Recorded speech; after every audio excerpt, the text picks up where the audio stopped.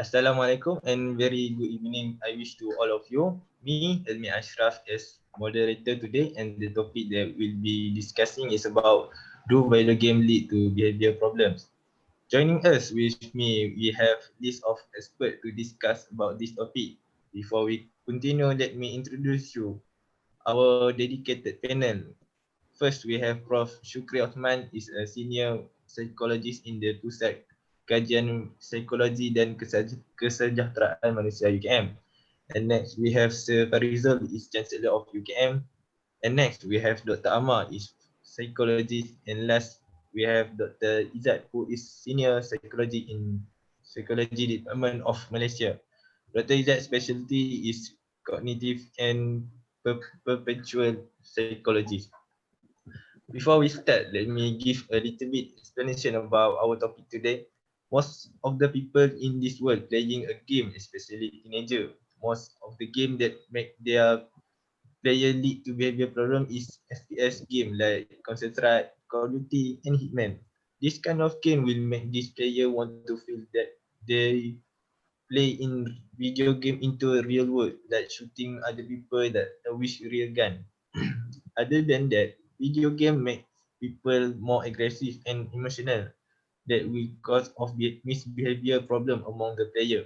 So about this topic, do video game lead to behavior problem? Do you agree with that? So I would like to invite Dr. Izzat to give his point. Video games do lead to behavior problems because when we play the games, the stress and pressure will exist while we playing the game.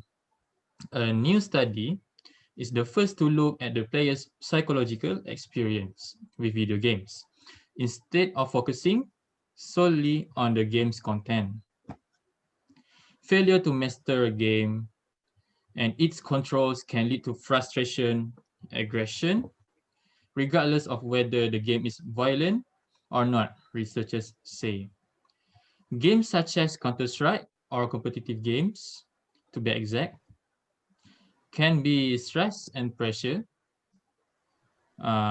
because it needs a lot of more focusing and more. The games that should be an entertainment for us can be some our tension as well.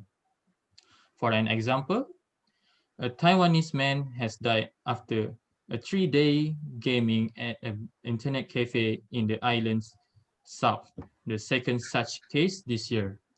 The 32-year-old, identified by his family name Haishe, was found slumped in his chair in the cafe in Kaohsiung City. It was not clear what Haishe was playing at the time of his death, but clearly he playing video games. So any player who has thrown down a remote control after losing an electronic game can relate to the intense feelings of or anger failure can cause, says lead author Andrew Pravutsky, a researcher at the Oxford Internet Institute at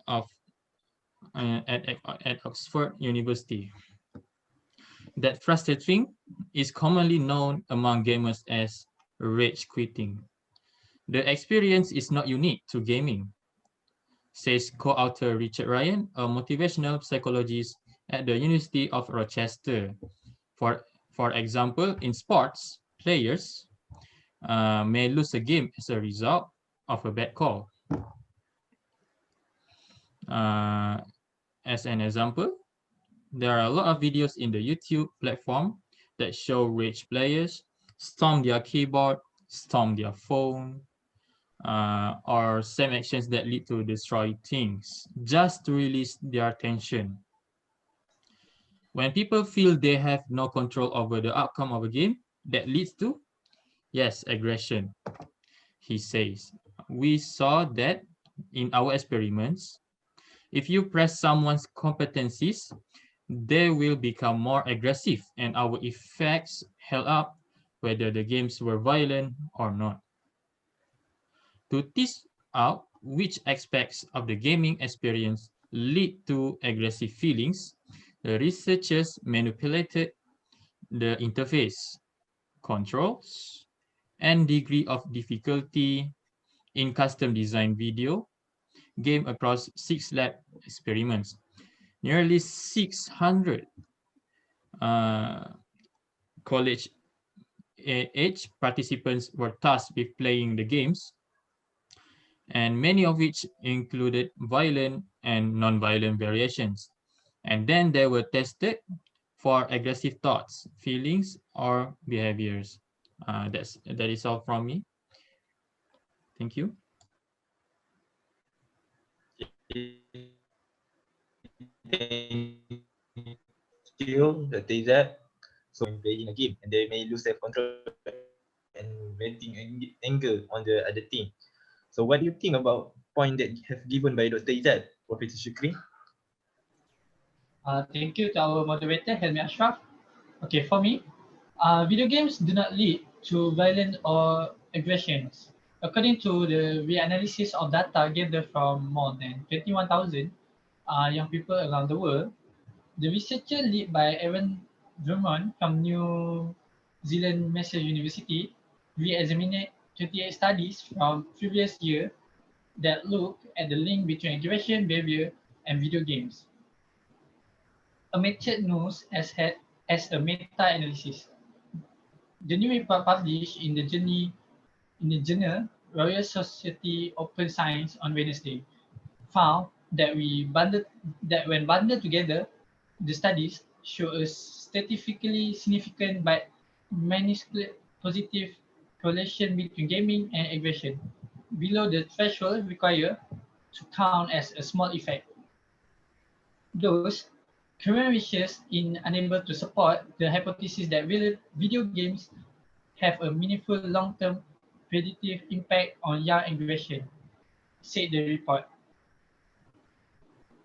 Studies constantly find that the long-term impact of video games on young aggression are near zero daylight.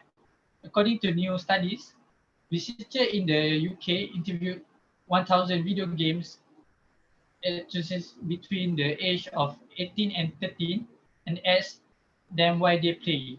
Of the various reasons, 55% of them said game helped them to unwind and release their stress.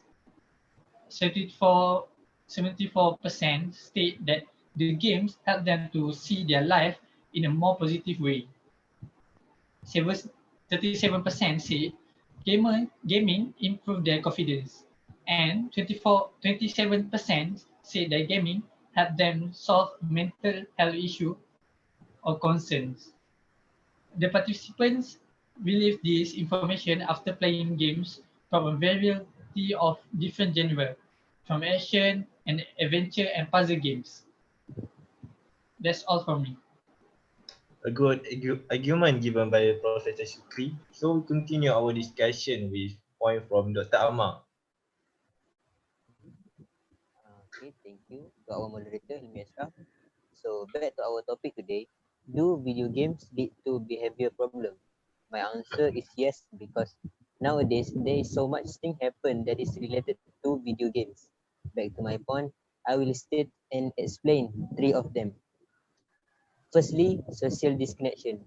Social disconnection is a real problem in the gaming community. Out of all the negative effects of video games, this one is talked a lot. So we play multiplayer games, we rarely end up connecting with the people in our games. In the end, we still don't get any friend, and our social skills become lower than those who were not. This happen because usually when you always spend most of your time alone in your room and not interacting with others in real life, that can lead to social anxiety. An Iranian study done on a second grade students in 2009 found that individuals who were addicted to video games tend to have lower social skills than those who were not. Next is dopamine addiction. When you play video games, your brain releases a constant dopamine supply with occasional random bursts. Over and over, your brain will get used to it, and that will lead to the nucleus accumbens requires even even more dopamine release for gaming to feel fun. Once you become addicted to games, it is hard for you to stop because you don't feel satisfied and end up spend most of your day just by playing games. A 2014 study conducted by Zhejiang Normal University in China found that young adults who were addicted to online gaming show lower volume of gray and white brain matter than young adults in the control group who were not addicted to online gaming. My final point is impaired vision. It is true that prolonged video game sessions can have short-term negative effects on your eye health. This is due to what the American Optometric Association calls computer vision syndrome or CVS or digital eye strain. Excessive use of digital devices like tablets and computers can lead to eye strain, headaches, dry eyes, and fatigue in your shoulders and neck. This is caused by a number of factors, including glare and low screen contrast, forcing your eyes to work harder than usual. Because video games require constant use of screens and often by design encourage players to continue playing for extensive periods of time, you may experience computer vision syndrome more often when gaming than during normal use of your devices. A total 795 students aged between 18 and 25 years from 5 universities in Malaysia were surveyed. 90% of university students in Malaysia experience symptoms related to computer vision syndrome, which was seen more often in those who use computer for more than 2 hours continuously per day. So that's all for me, and thank you to our moderator and other panels, also audience for listening. Nice point given by Dr. Amar. So one of his point is when you are playing a game, you will become an introvert that does not communicate with community so much in real life, but only interact with friends in the game they are playing. But they rarely end up connecting with the people in game in real time. And up they still hard to get a friend because their social skill is very low because they spend more time in the room rather than at the outside of their house. So, do you agree with point that given by Dr. Amar, Mr. Farizul? Okay, thank you to our moderator, Ami Ashraf. In my opinion, video games can also enhance your social skills. According to the research done by Linda A. Jackson and her fellow experts at the Michigan State University, children who engage in games that are pro-social and friendly tend to have a more positive outlook. Children who play more friendly or pro-social games tend to have a happier outlook. Somehow, they will be more sociable, helpful, and less likely to behave badly in social situations. Multiplayer games like Defense of the Ancients or Dota and League of Legends or LoL somehow teach players to work in teams, make decisions, and be the team leaders. That's why you have world tournaments for this game because different people can work together with the aim to win the game. Video game also can boost your creativity. They expose you to a greater creativity that you would not have experienced when doing other things like watching a movie or reading a book. The mere fact of putting yourself in the mindset of your character plays a major role in stimulating your brain to be more creative. Fast-paced strategy games like encourage players to think about strategies faster and improve their multitasking abilities. People who play video games are more creative than people who play less video games. And my final point is video game can also help improve your vision. First-person shooting games such as Call of Duty or Far Cry can actually improve your visual ability called contrast sensitivity function. This ability allows people to detect even subtle change in shade of gray against a uniformly colored backdrop, which is very important for reading and driving at night. However, contrast sensitivity decreases as you age, so exercising it with first person or other action based game actually helps to prevent it from happening.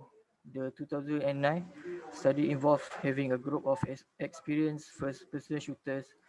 Gamers plays Call of Duty and Unreal Tournament 2004, while more casual gamers play slow games like The Sims 2. After testing, those two play the first-person shooters showed signs of having a better vision than the others. That's all from me. Thank you. A very good argument that given by Sir Farizul. So we have heard all the opinion about video game lead to behavior problem from our beloved panel, and finally we can end our forum. I can say that everyone can play the game, but there must be a limit. Otherwise, unwanted thing will happen due to game over time and to emotional while playing. When viewed from a positive angle, video games are very fun to release tension and make friends. Moreover, we can make a money or make a full-time job from playing a video game via streaming or becoming a pro player. I would like to thank to all our panel for their willingness to contribute in this forum and give so much explanation, which is very informative and very interesting to hear. Hopefully, this discussion will beneficial to everyone, and that all from us. Thank you. Assalamualaikum. Salam. Waalaikumsalam.